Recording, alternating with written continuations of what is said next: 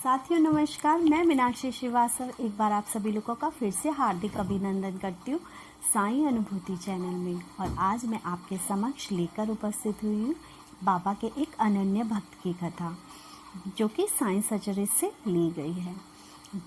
बाबा के एक अनन्य भक्त थे जिनका नाम था डॉक्टर पिल्ले। वो बाबा के परामर्श के बिना कुछ भी नहीं किया करते थे। वो बाबा को बहुत प्रिय थे और बाबा उन्हें बहुत प्रिय थे। एक बार डॉक्टर पिल्ले के पैर में नासूर हो गया। नासूर यानी एक ऐसा घाव जो कि काफ़ी पुराना हो गया था और पक गया था, और उन्हें उस घाव में असहनीय पीड़ा होती थी।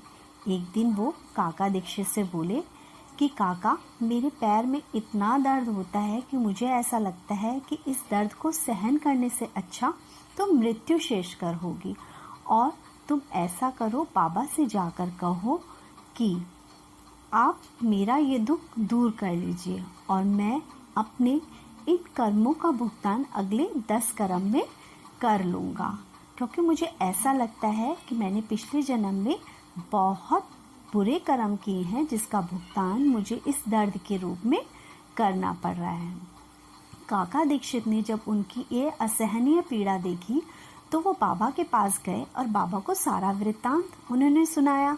उन्होंने कहा, बाबा, डॉक्टर पिल्ले के पैर में असहनीय पीड़ा है और वो कहते हैं कि इस दर्द को सहन करने से अच्छा तो मृत्यु है, और बाबा से कहो कि मैं अगले 10 जन्म में ये दर्द सहन कर लूँगा, लेकिन अभी मुझे इससे छुटकारा दिला दो। बाबा, जो कि सब कुछ जानते हैं, सबके दिल की हाल जानते हैं, तो बाबा ने हंसते हुए कहा, काका, पिल्ले से कहो घबराने की कोई बात नहीं है। 10 जन्म, अगले 10 दिनों में उसको मैं छुटकारा दिला दूंगा, और जाओ उसे अपनी पीठ पे लाद कर लेकर आओ। काका दीक्षित ने बाबा की बात मानी और वो डॉक्टर पिल्ले को बाबा के समक्ष लेकर आ गए। बाबा ने उन्हें अपने पास गादी पे बैठाया और बाबा ने कहा कि पिल्ले, सारी परेशानियां भूल जाओ और अपने ईश को याद करो। तन मन धन से समर्पित होकर ईश्वर को पुकारो, फिर देखना कि वो क्या करता है। तब डॉक्टर पिल्ले बाबा से बोले कि बाबा, काका ने मेरे पैर में एक पट्टी बांधी है जिससे मुझे कोई फर्क नहीं पड़ रहा है। तो बाबा ने मुस्कुराते हुए काका से बोला, अरे मूर्ख, इस पट्टी को खोल दे।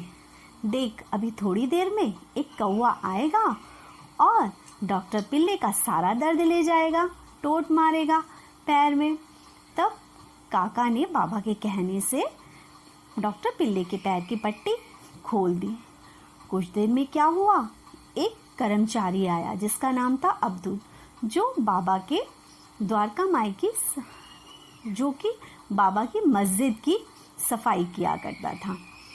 सफाई करते करते अचानक से उसका पैर डॉक्टर पिल्ले के पैर से टकरा गया, और डॉक्टर पिल्ले के पैर पे जैसे ही उसका पैर पड़ा, डॉक्टर पिल्ले बहुत ही तेज चिल्लाने लगे। उनके असहनीय पीड़ा होने लगी, और देखते ही देखते उनके पैर से 7 नासूर के कीड़े बाहर निकले।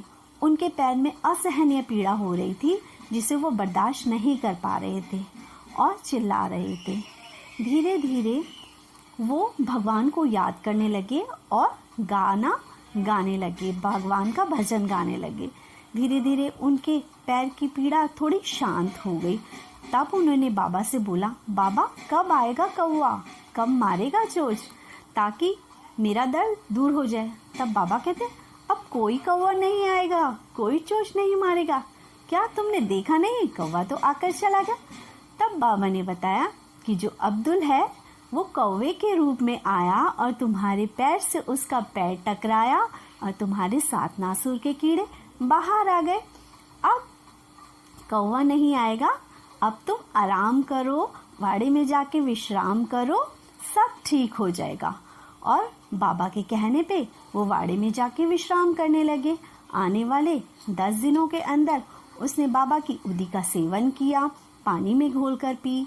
बाबा की उदी का उसने लेप बनाकर अपने पैर में लगाया, और आने वाले 10 दिनों में उसका जो दर्द था वो छू मंतर हो गया बिना किसी चिकित्सक के उपचार के। देखा ना दोस्तों, यदि हम अपनी पीड़ा से, अपने दुख से, अपने दर्द से ना घबराएं और सिर्फ प्रभु का नाम सिमरते रहें तो हमारे कर्म कट जाएंगे और हमें अगले जन्म में वो कर्म भुगतने नहीं पड़ेंगे। बाबा का साई सचरित्र से लिया गया डॉक्टर पिल्ले का ये अध्याय हमें यही सिखाता है कि हमें अपने जीवन के जो कर्म हैं वो भुगत लेने चाहिए।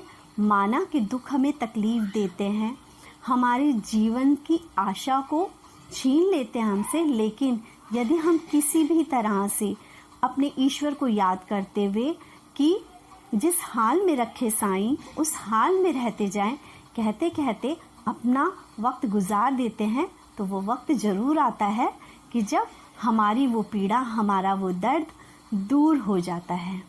इसी के साथ दोस्तों, यदि आपको साई सचरित्र से लिया गया ये अध्याय अच्छा लगा हो तो ज़्यादा से ज़्यादा शेयर कीजिए, लाइक कीजिए एंड कमेंट कीजिए। और हाँ, कमेंट में अपने अनुभव ज़रूर शेयर कीजिए, क्योंकि कमेंट में जब आप अपने अनुभव शेयर करेंगे तो हम सब लोग और जानेंगे कि बाबा आज भी क्या क्या चमत्कार हमारे साथ कर रहे हैं।